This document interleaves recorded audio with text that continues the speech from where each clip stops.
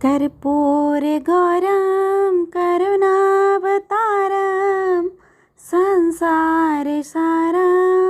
भुजगेन्द्रहारं सदा वसन्तं हृदयारविन्दे भवं भवानी सहितं नमामि। भवं भवानी सहितं नमामि। नमस्कार भक्तजनों, आप सभी को आपके इस YouTube चैनल शिव शक्ति पर हार्दिक स्वागत है। इस वीडियो में हम सुनेंगे शिव महापुराण कथा का 20वां अध्याय, जिसमें भगवान शिव को चढ़ाने वाले प्रसाद और नैवेद्य के बारे में विशेष रूप से वर्णन किया गया है। इसके पहले हमने सुना था 19वां अध्याय में शिवलिंग के पूजा संबंधित विधि और उसका तरीका। उम्मीद करती हूँ आपको वो वीडियो पसंद आया होगा। और अब हम इस 20वां अध्याय का भगवान श्री गणेश विघ्नहर्ता के नाम लेकर शुरुआत करते हैं और जानते हैं भगवान शिव को नैवेद्य कैसे अर्पित करें। भक्तजनों, आप लोगों से अनुरोध है, कृपया कर इस पाठ को पूरे भक्ति से और ध्यान से सुने और अंत तक बने रहे, ताकि इस कथा के श्रवण से होने वाले शुभ पुण्य फल की आपको प्राप्ति हो और आपके जीवन में आने वाले अनेक दुखों और कष्टों का खात्मा हो तथा आपको आपकी मनवांछित फल की प्राप्ति हो। तो आइए सुनते हैं 20वां अध्याय। सूत जी बोलते हैं, मुनियों, आप शिव संबंधी व्रत का पालन करने वाले हैं, अतः आप सबको शत शत धन्यवाद है। मैं प्रसन्नतापूर्वक सब कुछ बताता हूँ, आप सावधानी से सुने। भक्तजनों, जो भगवान शिव का भक्त है वह भीतर से पवित्र और शुद्ध है। उनका व्रत का पालन करने वाला तथा दृढ़ निश्चय से युक्त है। वह शिव नैवेद्य का अवश्य भक्षण करे। भगवान शिव का नैवेद्य अग्राह्य है, इस भावना को मन से निकाल दे। शिव के नैवेद्य को देख लेने मात्र से भी सारे पाप दूर भाग जाते हैं। उनको खा लेने पर तो करोड़ों पुण्य अपने भीतर आ जाते हैं। आए हुए शिव नैवेद्य को सिर झुकाकर प्रसन्नता के साथ ग्रहण करें।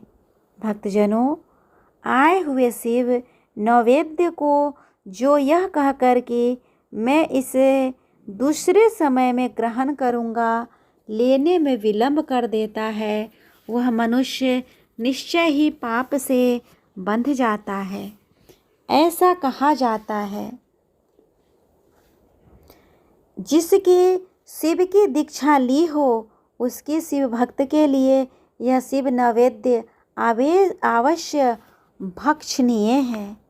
शिव की दीक्षा से युक्त शिव भक्त पुरुष के लिए सभी शिवलिंगों का नैवेद्य शुभ एवं महाप्रसाद है, अतः वह उसका अवश्य भक्षण करे।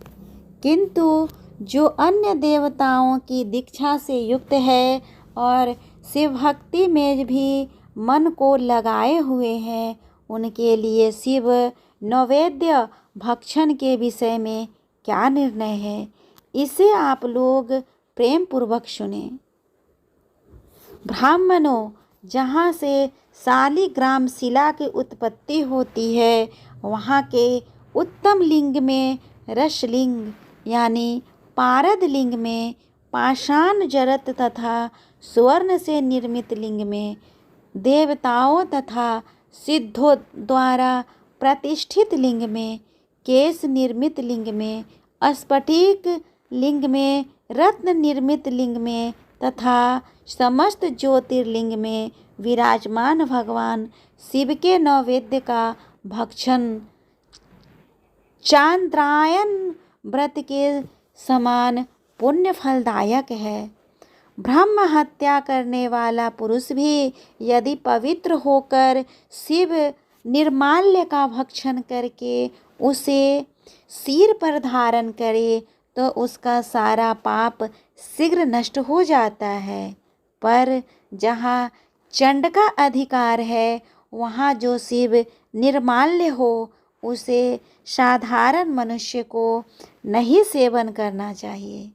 जहाँ चंड का अधिकार नहीं है वहाँ शिव निर्माल्य का सभी को भक्तिपूर्वक भोजन करना चाहिए।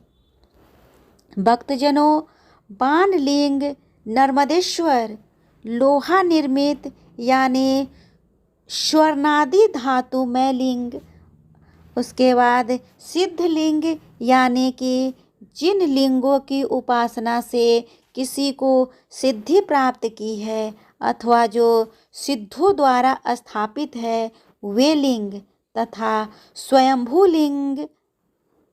इन सभी लिंगों में तथा शिव के प्रतिमाओं यानी मूर्तियों में चंड का अधिकार नहीं है।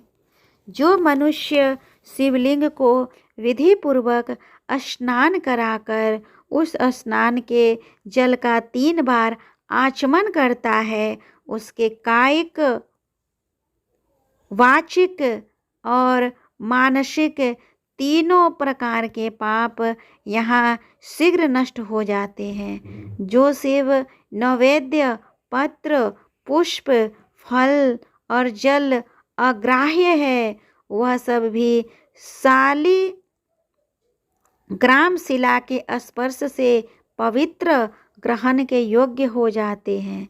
मुनीश्वरों, शिवलिंग के ऊपर चढ़ा हुआ जो द्रव्य है वह अग्राह्य है।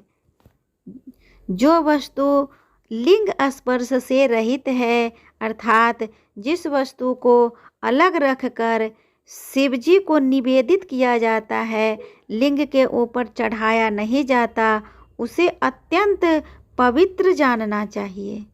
भक्तजनों, मुनिवरों, इस प्रकार नैवेद्य के विषय में शास्त्र का निर्णय बताया गया है।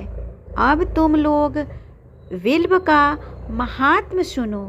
यह विल्व वृक्ष महादेव का ही रूप है।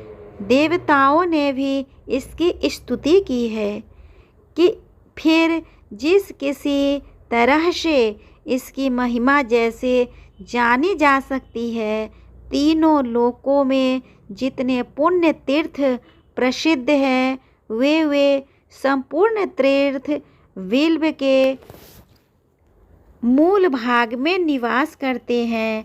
जो पुण्यात्मा मनुष्य विल्व के मूल में लिंग स्वरूप अविनाशी महादेव जी का पूजन करता है वह निश्चय ही शिव पद को प्राप्त होता है। भक्तजनों, जो विल्व के जड़ के पास जल में अपने मस्तक को खींचता है वह संपूर्ण अर्थों का स्नान का फल प्राप्त कर लेता है और वही इस भूतल पर पावन माना जाता है। इस विल्व की जड़ के परम उत्तम थाले में जल से भरा हुआ देखकर महादेव जी पूर्णतः संतुष्ट होते हैं। जो मनुष्य गंध, पुष्प आदि से बिल्व के मूल भाग का पूजन करता है वह शिवलोक को प्राप्त होता है और इस लोक में भी उसकी सुख संतति बढ़ती है। जो विल्व के जड़ के समीप आदर पूर्वक दीपावली जलाकर रखता है वह तत्व ज्ञान से संपन्न हो भगवान महेश्वर में मिल जाता है।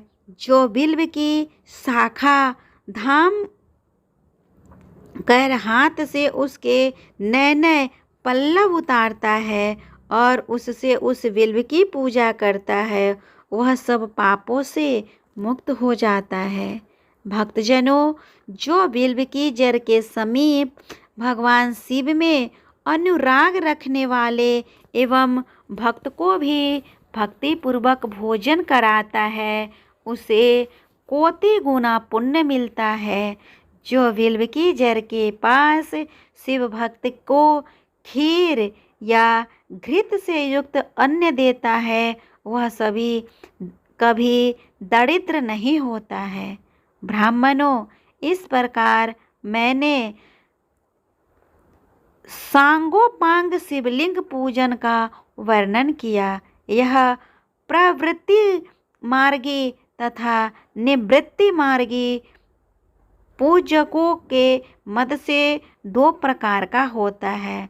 प्रवृत्ति मार्गी लोगों के लिए पीठ पूजा इस भूतल पर संपूर्ण अभीष्ट वस्तुओं को देने वाली होती है। प्रवृत्ति पुरुष सुपात्र गुरु आदि के द्वारा ही सारी पूजा संपन्न करे और अभिषेक के अंत में अगहनी के चावल से बना हुआ नैवेद्य निवेदन करे। पूजा के अंत में शिवलिंग को शुद्ध संपुट में विराजमान करके घर के भीतर कहीं अलग रखे। इस तरह शिव महापुराण कथा का 20वां अध्याय का कथा पूर्ण हुआ। भक्तजनों, ये कथा पाठ आपको कैसा लगा प्लीज़ कमेंट करके बताएं, और अगर अच्छा लगा हो तो प्लीज़ मेरे वीडियो को लाइक और शेयर कर दे। साथ ही मेरे चैनल को भी सब्सक्राइब कर ले और बेल आइकन को भी प्रेस कर दे, ताकि जब मैं इस शिव महापुराण कथा का अगला भाग अपलोड करूं, उसका नोटिफिकेशन सबसे पहले आपको मिले और आप इस कथा का श्रवण कर पाए। भक्तजनों, इसके साथ ही मेरे YouTube चैनल पर आपको पुरुषोत्तम मास महात्म कथा का भी मिल जाएगा, जो कि हर रोज़ सुनाया जाता है। अतः आप उसको भी सुनना चाहे तो मेरे चैनल से उसको सुन सकते हैं और पुरुषोत्तम मास का पूर्ण लाभ उठा सकते हैं। तब तक के लिए भगवान श्री हरि विष्णु और भगवान शिव आप सभी पे अपनी कृपा बनाए रखे। श्री शिवाय नमस्तुभ्यम। ओम नमो भगवते वासुदेवाय नमः।